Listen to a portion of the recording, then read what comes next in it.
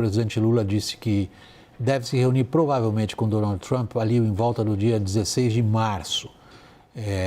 O presidente brasileiro, ele falou há pouco, quando ele estava deixando o hotel em Seul, na Coreia do Sul, onde firmou uma série de acordos comerciais. Vamos conferir esses fatos primeiro.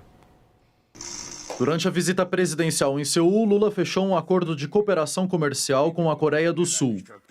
Entre as áreas beneficiadas pela parceria estão a indústria, a agropecuária, a infraestrutura e especialmente os minerais críticos. Nesse aspecto, as nações prometeram maior integração das cadeias produtivas, com o objetivo de expandir o engajamento em manufatura avançada, incluindo semicondutores, inteligência artificial e outros. As lideranças concordaram ainda em retomar as conversas para um tratado de livre comércio entre o país asiático e o Mercosul, na esteira do avanço no acordo dos sul-americanos com a União Europeia. O Brasil já é o maior parceiro comercial dos coreanos na região. São mais de 5 bilhões de dólares de produtos brasileiros exportados a Seul, com destaque para combustíveis fósseis, ração animal e carne. O líder da Coreia, Lee Jae-myung, disse que pretende melhorar a situação diplomática entre os dois países e maior cooperação econômica entre ambos. 그리고 오늘 저와 룰라 대통령님은 우리 양국 관계를 전략적 동반자 관계로 다시 한번 격상시키기로 하였습니다. Durante a cerimônia de assinatura do documento, o presidente brasileiro destacou a parceria com os sul-coreanos. Temos interesse em atrair investimentos coreanos e empresas coreanas para nos ajudar no processamento de minerais críticos. Antes do acordo com a Coreia do Sul, Lula já tinha firmado cooperações com a Índia, inclusive sobre terras raras. No encontro, Lula e o primeiro-ministro indiano, Narendra Modi, defenderam um comércio global livre, sem barreiras tarifárias ou políticas. O brasileiro disse não desejar uma nova Guerra Fria, onde o Brasil precisaria escolher apenas um lado, e pediu pela normalização das relações com os americanos. Lula fez referência às tarifas de 15% anunciadas pelo presidente dos Estados Unidos, Donald Trump, contra o resto do mundo. O cenário é de incerteza, já que a nova taxa dura 150 dias, que podem ser prorrogados somente com a aprovação do Congresso. Diante disso, alguns países e blocos passam a rever acordos comerciais garantidos com Washington, antes das novas mudanças. Liderando o movimento, a União Europeia adiou a votação do tratado com os Estados Unidos e pediu algum tipo de clareza por parte da Casa Branca. Unclear if there will be additional measures or how the United States will really guarantee that the deal of Thornberry will be respected. We want to have clarity from the United States that they are respecting the deal, because that's the crucial element, that we want to have stability. Deixa eu apresentar agora conosco na roda Welber Barral, advogado especializado no comércio internacional, sócio da consultoria BMJ, ex-secretário de Comércio Exterior no Brasil. Boa noite, obrigado por estar conosco, Welber Barral. Boa noite, William. E nosso Américo Martins. Deixa eu começar por você, Américo, para você nos atualizar. Você estava na já mencionada ocasião em que o Lula conversou com os jornalistas a respeito do encontro com o Trump. O que ele adiantou sobre as tarifas? Houve alguma coisa? Olá, boa noite, Vac, boa noite para todo mundo que nos acompanha aqui no WW. O presidente Lula, Vac, evitou, na verdade, durante a viagem inteira, qualquer detalhe maior sobre as conversas com o presidente Donald Trump. Ele evitou, inclusive, fazer algum tipo de crítica ao presidente Donald Trump. Ele foi perguntado nessa mesma coletiva sobre a questão do Irã, que ele tem feito muitas manifestações com relação ao multilateralismo, e evitou falar disso, evitou também entrar em detalhes sobre o que seria a conversa com o presidente Donald Trump em relação às tarifas. Ele está sendo muito cuidadoso às vésperas desse encontro com o Trump. Como você disse, ele antecipou que essa reunião deve acontecer no dia 16 de março ou por volta disso, mas ele insistiu num outro ponto, não tanto no comércio, mas sim na questão do combate ao crime organizado. Ele está tentando aí levar parte da conversa com o presidente Donald Trump para a questão do crime organizado, até como uma espécie de vacina com relação ao que vai acontecer nas eleições desse ano. É um dos problemas ali que ele vai enfrentar nas eleições. O presidente também colocou aqui muitas das suas conversas com o primeiro-ministro Narendra Modi da Índia, também com o presidente aqui coreano, a questão de tentar facilitar o comércio entre os países. Ele fez um grande giro, na verdade, pela Ásia, passou por muitos outros países, mas em alguns pontos, Vaki, também é importante a gente colocar, ele não obteve o sucesso que ele pretendia, como, por exemplo, na agricultura. Não conseguiu abrir aqui na Coreia um mercado, por exemplo, para carnes, e nem na Índia conseguiu redução das tarifas sobre o mercado do frango. Então, do ponto de vista comercial, teve aí menos sucesso do que ele pretendia. Mas a partir de agora vai ficar absolutamente claro o foco dele na parte internacional nessa reunião com o presidente Donald Trump. E me chamou muito a atenção, como eu disse, Vaki, o fato dele tentar evitar maiores conflitos ali com o presidente Donald Trump. Ele não mencionou o presidente Donald Trump ou os Estados Unidos em qualquer um dos discursos que ele fez aqui. Ele insistiu muito na questão da reunião do Sul Global, especialmente na Índia, que é um grande país, aí onde o Brasil está tentando fazer parcerias mais fortes, mas ele evitou, foi muito cuidadoso na relação com os Estados Unidos, porque ele sabe que essa conversa que ele vai ter lá com o presidente Donald Trump é crucial e que tem muitas armadilhas nesse caminho. Há vários temas complexos. Eu vou começar por esse aí no qual você acabou de falar, Américo, passando a palavra para o Welber Barral. O que é que você antecipa, Welber? A gente tem participado juntos aqui nesses últimos meses, né? Desde o famoso 2 de abril do ano passado, o Dia da Libertação.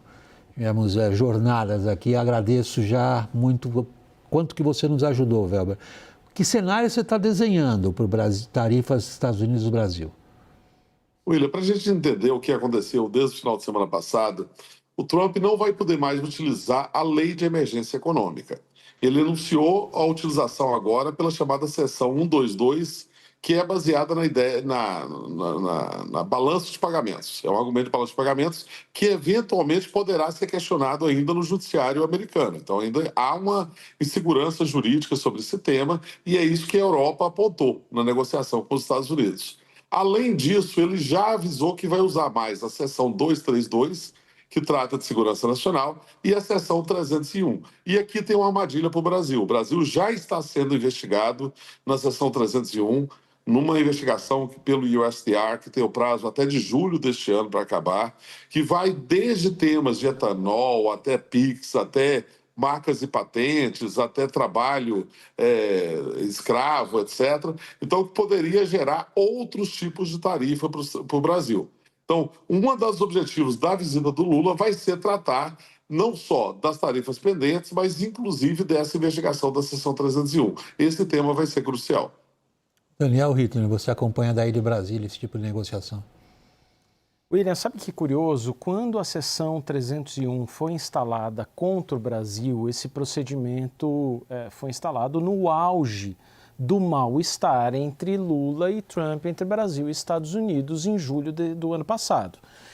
E chegou-se a haver uma expectativa muito grande no governo brasileiro que esse processo, que é lento, que é arrastado, como o Barral comentou, vai até julho de 2026 a investigação, pudesse ter uma conclusão parcial, ser antecipado no caso do Brasil, e você tem tantas linhas diferentes de investigação que o governo americano poderia simplesmente pegar uma delas e punir o Brasil por uma dessas questões, trazendo um amplo catálogo de tarifas sobre produtos brasileiros exportados para os Estados Unidos. Essa era a situação.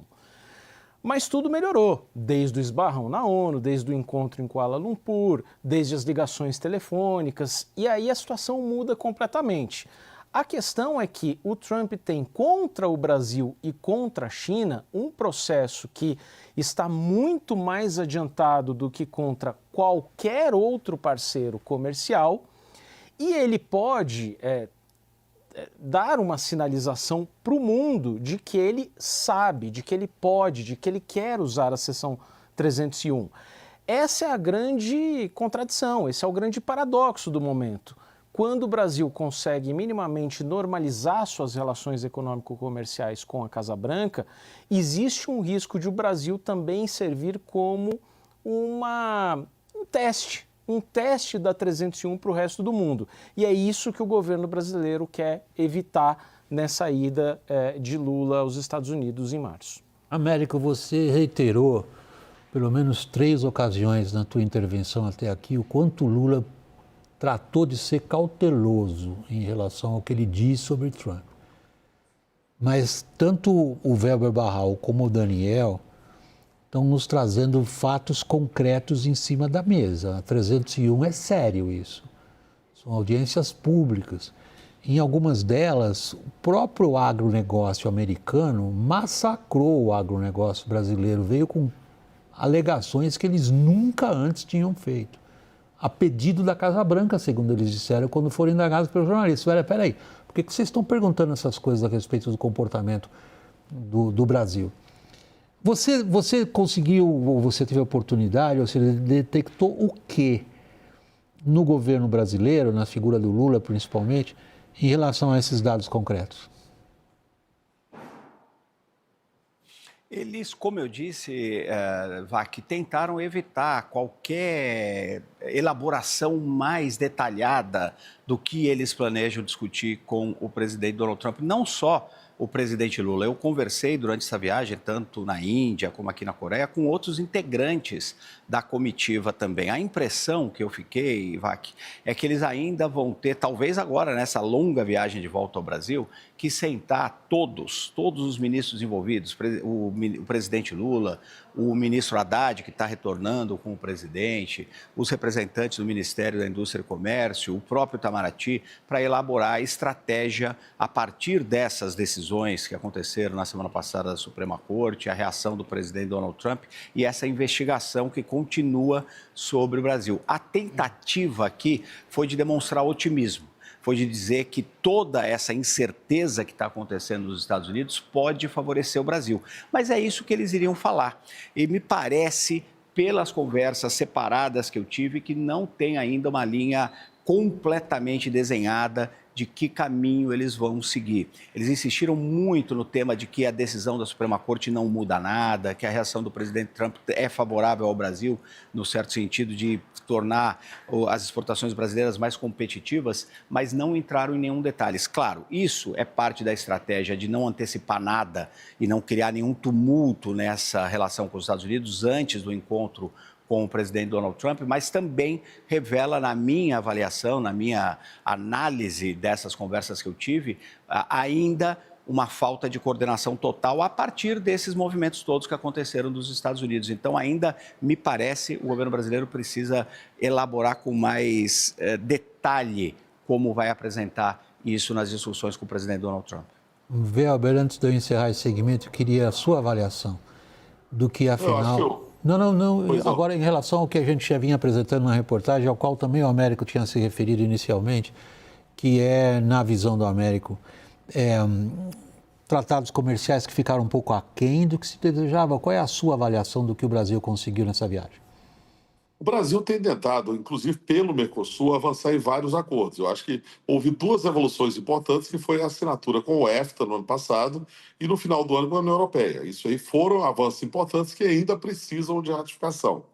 No caso da Índia, nós temos um acordo muito limitado entre Índia e Mercosul. Há uma tentativa de expansão desse acordo para novos itens, novos setores. E no caso específico da Coreia, há uma negociação longa entre Mercosul e Coreia que está parada porque a oferta agrícola da Coreia foi muito limitada. A Coreia é um país muito protecionista na área agrícola, que é um tema central para o Brasil. O Brasil não vai avançar numa negociação sem ter acesso melhor ao mercado agrícola coreano. Então, é uma tentativa de diversificação de mercado, é uma tentativa de depender menos tanto da China quanto do mercado americano, mas são negociações difíceis. Principalmente porque o grande mérito, a grande competitividade do Mercosul está no setor agrícola, que infelizmente no mundo inteiro é o setor mais protecionista. E aí, só para concluir, William, um ponto interessante. A Índia está avançando numa negociação com a Europa, de um acordo de livre comércio. Mas esse acordo é muito limitado na área agrícola, porque são 2 países, a Europa e a Índia são os 2 muito protecionistas, que é um problema, então, que o Mercosul tem enfrentado para conseguir avançar nas suas negociações.